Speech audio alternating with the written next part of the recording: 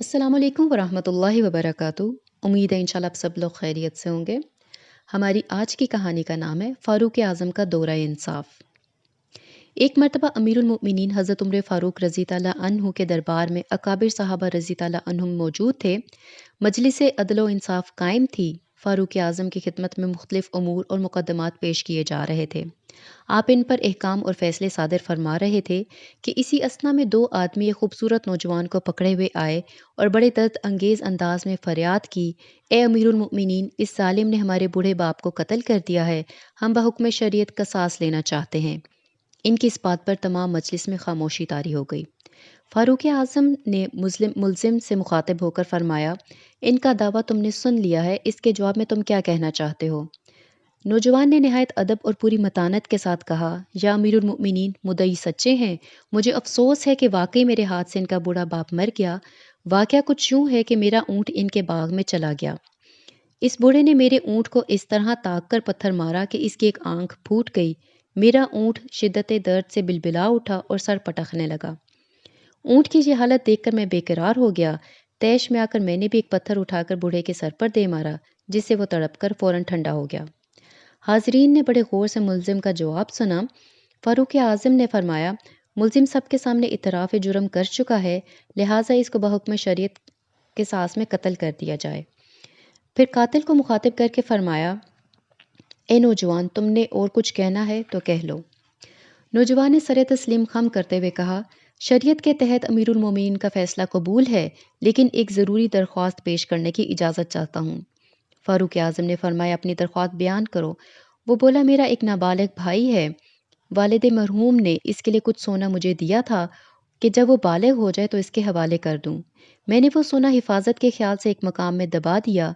इसके मुतल्लिक मेरे सिवा किसी को इल्म नहीं है।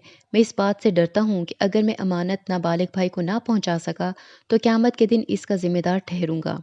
लिहाजा मैं दरख्वास्त करता हूँ कि मेरा घर यहाँ से बहुत दूर है, मुझे सिर्फ 3 दिन की मोहलत दी जाए ताकि मैं अमानत के बोझ से सुबकदोश होकर कसास के लिए हाजिर हो जाऊँ। फ़ारूक आज़म ने कदरे तौक़ुफ़ के बाद फरमाया, इसके लिए तो कोई ज़मानत दे सके तो तुम्हें मोहलत दी जा सकती है।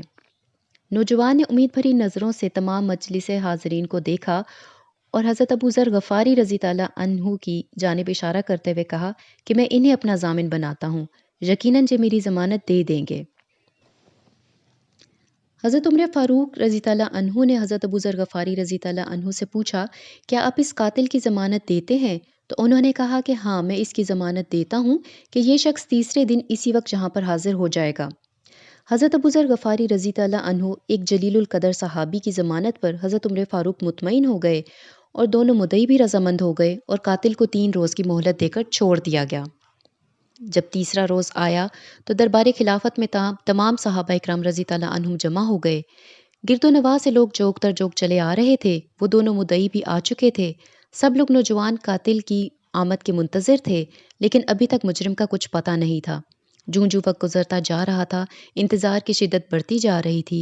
कातिल मोहलत लेकर जिस तरफ गया था, लोगों की निगाहें बार बार वहीं पर उठती थी, लेकिन वो नौजवान आता दिखाई नहीं दिया। और फिर वक्त करीब आ गया, नौजवान कातिल नहीं आया। इंतज़ार ने अब इज़्तिराब की सूरत इख्तियार कर ली। अकाबिर सहाबा भी परेशान थे। तमाम हाज़रीन को एक ही तशवीश लाहिक थी कि अगर वो नौजवान वक्त पर ना आया तो इसके ज़ामिन रसूल अकरम सल्लल्लाहु अलैहि वसल्लम के जलीलुल कदर सहाबी यानी कि हज़रत अबू ज़र गफ़ारी को कसास में कत्ल कर दिया जाएगा। वक्त सर पर आ पहुँचा, सूरज गरूब होने को था। दोनों मुद्दई बेख्तियार पुकार उठे, ए अबू ज़र गफ़ारी, हमारा मुजरिम कहाँ है? आपने कमाल इस्तक़लाल से फरमाया, तुम कुछ फ़िक्र ना करो, अगर मुजरिम मग़रिब तक ना आया तो मैं क़सास के लिए हाज़िर हूँ। ये सुनते ही मुसलमानों के दिल ज़ोर से धड़क उठे, आंखों से आंसू बह निकले। अमीरुल मोमिनीन हज़रत उमर फ़ारूक भी मुस्तैद होकर बैठ गए और फरमाया, अगर कातिल ना आया तो इसके ज़ामिन अबू ज़र गफ़ारी से क़सास लिया जाएगा और शरीयत इस्लामिया के तहत अदल व इंसाफ़ का पूरा तकाज़ा पूरा किया जाएगा। अमीरुल मोमिनीन का ऐलान सुनकर मुसलमान बेकरार हो गए। सबको यकीन हो गया कि अनकरीब अबू ज़र गफ़ारी अब हम पे नहीं रहेंगे। अकाबिर सहाबा रज़ी ताला अन्हुम ने मुद्दइयों से कहा, अबू ज़र के कत्ल से तुम्हें क्या हासिल हो जाएगा? बेहतर है कि तुम खून बहा कबूल कर लो। मुद्दई खून बहा लेने के लिए रज़ामंद ना हुए। उन्होंने कहा कि खून का बदला खून से ही लेंगे, अन नफ्स बिन नफ्स, जान के बदले जान। اتنے میں دور سے غبار اڑتا دکھائی دیا، سب کی نظریں اسی طرف لگ گئیں۔ ایک سوار گھوڑے کو سر پر دوڑاتا ہوا چلا آ رہا تھا۔ لوگ بےتاب ہو کر اس کو دیکھنے لگے۔ یکایک وہ نوجوان آ پہنچا، گھوڑے سے اجلت اترا اور ہامتا ہوا حضرت عمر فاروق رضی اللہ عنہ کی خدمت میں حاضر ہو گیا۔ اس نے بلند آواز سے السلام علیکم کہا، سب نے جواباً وعلیکم السلام کہا۔ نوجوان نے عرض کی، یا امیر المومنین، میں نے اس لڑکے کو اس کے ماموں کے سپرد کر دیا اور اس کی امانت بھی اس کے سپرد کر دی۔ میں اپنے فرض سے سبکدوش ہو چکا ہوں، اب میں فرض قصاص سے سبکدوش ہونے کے لیے حاضر ہوں۔ اب آپ اللہ اور اس کے رسول صلی اللہ علیہ وسلم کے حکم کی تعمیل میں دیر نہ فرمائیں۔ ہاں، ایک بات کی وضاحت بھی میں ضرور سمجھتا ہوں کہ سفر دور دراز کا تھا اور دشوار گزار بھی، اس لیے مجھے جہاں پہنچنے میں قدرے دیر ہو گئی، میں اس کے لیے حاضرین اور آپ سے معافی چاہتا ہوں۔ حضرت ابو ذر غفاری رضی اللہ عنہ نے فرمایا، یا امیر المؤمنین، قسم خدا مجھے کچھ پتہ نہ تھا کہ یہ نوجوان کون ہے اور کہاں کا باشندہ ہے، مگر جب اس نے بھری مجلس میں مجھ پر اعتماد کیا اور مجھے ضامن بنا لیا تو میں نے اس کے اعتماد کو ٹھکرا دینا خلاف مروت سمجھا۔ میں نے بھی اس پر اعتماد کیا اور اس کی ضمانت دے دی۔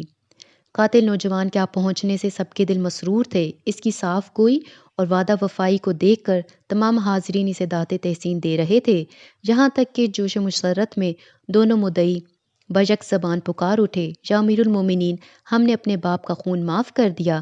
ہم قصاص کے مطالبے سے دستبردار ہو گئے۔ مدعیوں کے اس اعلان سے مسلمانوں کی آنکھوں سے خوشی کے آنسو جاری ہو گئے۔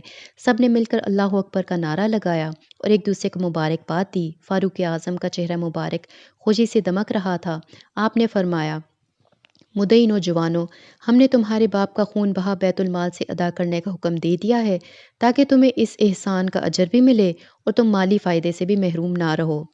مدعی بولے، اب ہم کچھ لینے کا حق نہیں رکھتے، اب ہم کچھ بھی نہیں لیں گے۔ جی، تو یہ ہے مرد مومن کی شان۔ اللہ تعالیٰ سے دعا ہے کہ مسلمانوں کو پھر سے ایسا امانت دار، صاف کو، سچے اور پرخلوص دل نصیب فرمائے۔ آمین ثم آمین۔ جزاکم اللہ خیر۔ السلام علیکم ورحمۃ اللہ وبرکاتہ۔